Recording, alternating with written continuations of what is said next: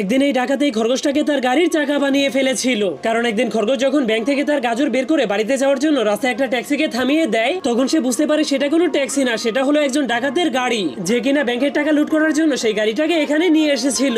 এই জন্য ডাকাত খরগোশটাকে তার গাড়ির মধ্যে দেখে বন্দুক দেখিয়ে ভয় দেখাতে শুরু করে দেয়। এরপর তাকে বলে, তুমি এই কথাটা কাউকেই বলবে না। এটা বলার পরেই সেই খরগোশটাকে কিডন্যাপ করে নেয়। কিন্তু তখনই তারা গাড়িতে পেট্রোল ভরার জন্য থেমে যায়। তখনই খরগোশটা সুযোগ পেয়ে গাড়ি থেকে নেমে পুলিশকে ফোন করার জন্য চলে যায়। যা দেখার পর সেই ডাকাতের লোক জলদি করে তাকে ধরে আবারও গাড়ির মধ্যে নিয়ে যায়। কিন্তু খরগোশটা তার সাথে করে সেই টেলিফোনটাকেও নিয়ে যাওয়ার কারণে তার অন্য পাশের পুলিশ অফিসার বের হয়ে আসে।